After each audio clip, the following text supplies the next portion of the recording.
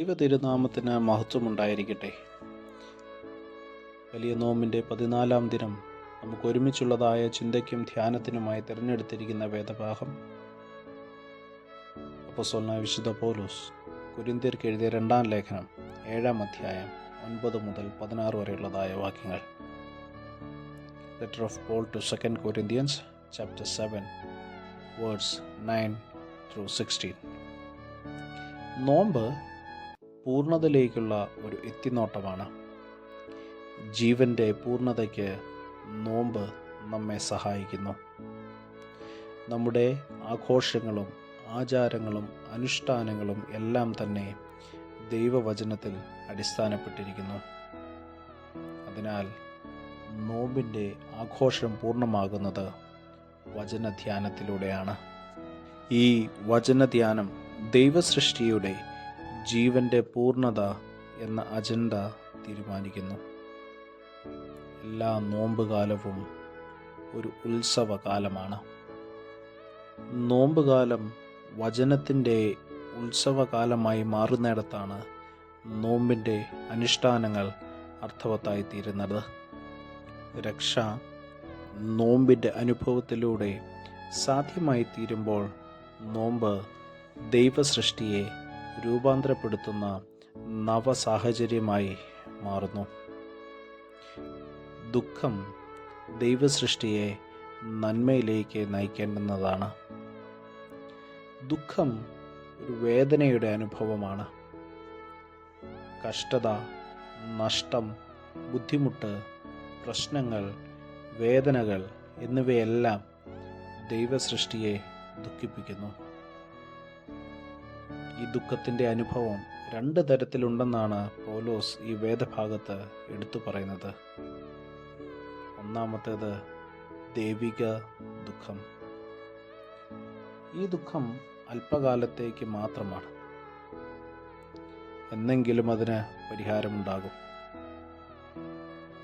ഈ ദുഃഖം ദൈവസൃഷ്ടിയെ കരുതുവാനും പരിപോഷിപ്പിക്കുവാനും വേണ്ടിയുള്ളതാണ്. രണ്ടാമത്തെ ദുഃഖം ലൗകിക ദുഃഖമാണ്. ഈ ദുഃഖം ഒരിക്കലും അവസാനിക്കുന്നില്ല. ലോകത്തിൻ്റെ മോഹങ്ങൾക്ക് കീഴ്പ്പെടുമ്പോൾ ഉണ്ടാകുന്നതായ ദുഃഖമാണിത്. ഈ ദുഃഖത്തിന് ദൈവസൃഷ്ടിയെ കരുതാനോ പരിപോഷിപ്പിക്കുവാനോ സാധ്യമല്ല. പ്രിയരെ, നമ്മിലുണ്ടാകുന്ന ദുഃഖം ലൗകികമാണോ ദൈവികമാണോ എന്ന് തീരുമാനിക്കുന്നത് നമ്മളാണ്.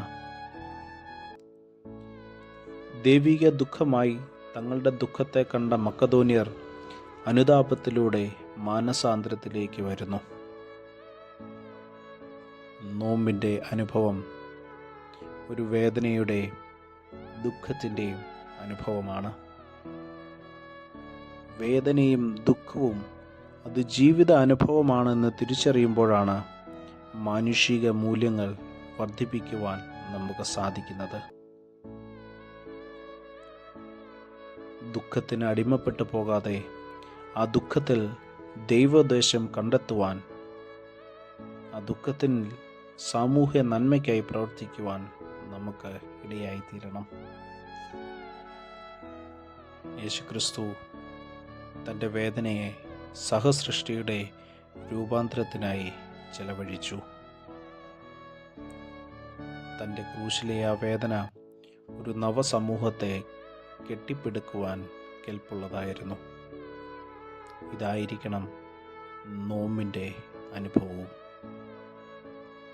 നോമ്പ് ദൈവസൃഷ്ടിയെ യഥാർത്ഥ അനുതാപത്തിലേക്കും മാനസാന്തരത്തിലേക്കും നയിക്കും.